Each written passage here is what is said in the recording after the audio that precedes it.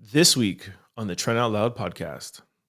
These are one of the reasons why Black people and minority people, Indigenous people, have such a hard time trusting the white community.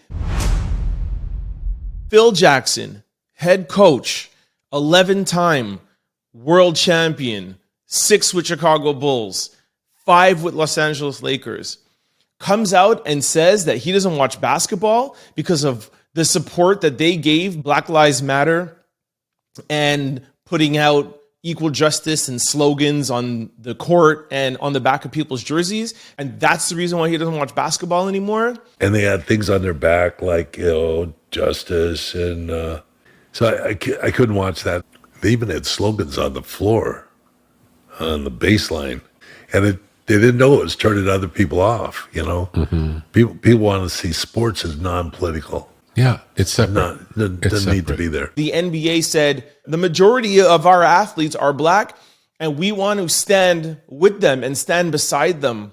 And for Phil Jackson, one of NBA's, he is NBA's greatest coach of all times, for him to come out and say that he doesn't want to see politics in his sports, but not put a huge asterisk beside it and say, however, I still would like to go on record to say how much I support my Black athletes, how much I support my Black friends, how much I support my Black colleagues, how much I support Black Lives Matter movement, not the organization. Please don't put this in, get involved with the organization here, but Black lives actually mattering, how much I support equal justice for Black athletes and Black people around the world. That was the whole point of the NBA and everybody doing that. I remember Levi's did something, every corporation, Uber did something, every corporation did something.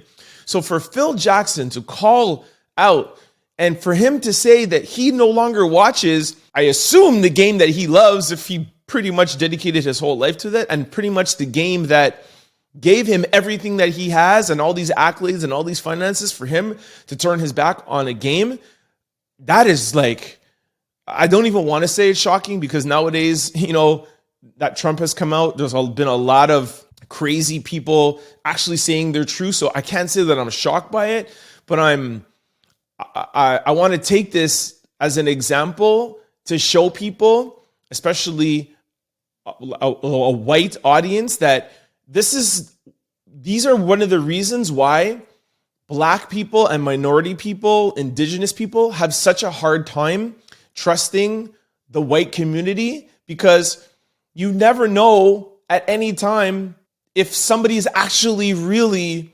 concerned about our lives and concerned about the injustices that we face. Because you would think somebody like Phil would be one of our largest advocates. I mean, like, he spent his whole life around Black people. I'm sure he must have, Black friends, and him, Michael Jordan, Kobe Bryant, Shaquille O'Neal, and those are the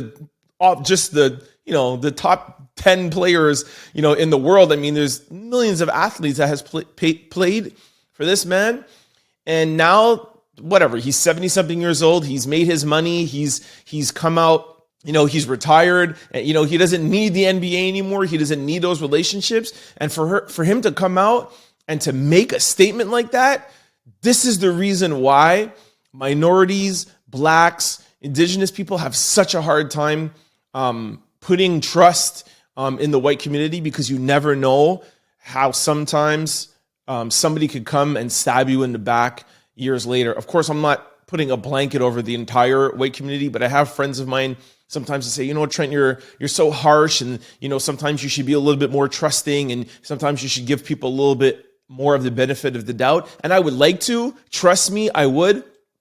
But when you see things like this from somebody who has such who has such Black culture ingrained in their entire lives, and is the reason, Black people are the reason for Phil Jackson's success, for him to turn his back on us like that.